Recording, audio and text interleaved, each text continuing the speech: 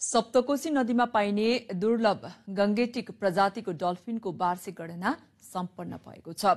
4 दिनसम्म गरिएको गणनाले नदीमा डल्फिनको संख्या वृद्धि भएको पुष्टि गरेको छ। डल्फिनको संख्या अघिल्लो वर्ष 19 वटाबाट बढेर यस वर्ष 22 वटा पुगेको छ। सप्तकोशी नदीमा उच्च पानीको बहावका कारण ब्यारेजको दक्षिणतर्फ मात्रै गणना गरिएको थियो भने उत्तरतर्फ डल्फिनको उपस्थिति रहेको अनुमान गरिएको छ।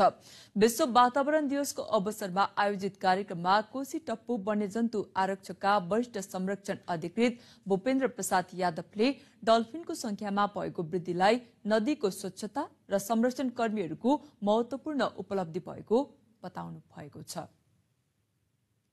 कोशी र कर्णाली चाहिँ मेजर डल्फिन पाउने चाहिँ नदीको रूपमा मानिन्छ। त्यसमा चाहिँ हाम्रो नेपालमा जम्मा लगभग 52 वटा पाउनेमा अहिलेको गणना अनुसार हामीले चाहिँ 22 वटा यहाँ पाउँदाखेरि चाहिँ हामीलाई चाहिँ एउटा गर्व लाग्छ, किनभने हामीले चाहिँ हाम्रो रिभर सिस्टम चाहिँ अझै पनि स्वस्थ छ र राम्रो छ भन्ने एउटा इन्डिकेसन दिन्छ।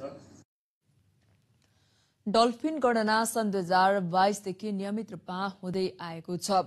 यस वर्ष पनि कोशी टप्पु वन्यजन्तु आरक्षकको अगुवाईमा राष्ट्रिय प्रकृति संरक्षण कोष, कोशी प्रदेश कार्यालय, काठमाडौँ स्थित हिमालयन नेचर केबिआर र द रेफोर्ड फाउन्डेशनको प्राविधिक सहयोगमा सम्पन्न भएको हो। डल्फिनको गणना 2 विधिबाट गरिएको थियो। चारैतिरबाट घेराबन्दी गर्ने तरिका र डुङ्गा प्रयोग गरेर अवलोकन गर्ने तरिकाले गणना सम्पन्न भएको हो। 2 तरिकाले गरिन्छ। एउटा चाहिँ बोर्ड बेस्ड मेथड भन्छ हैन, यो चाहिँ बोर्डमा सकेर हिँडेर त्यसमा किनारमा डल्फिन कतापट्टि छ त्यसको काउन्ट गरिन्छ। एउटा चाहिँ सोर बेस भन्छ, त्यसमा चाहिँ एकै ठाउँ बसेर 3 घण्टाको अवधिमा आधा घण्टामा चाहिँ डल्फिनको मुभमेन्टलाई चाहिँ अध्ययन गरिन्छ।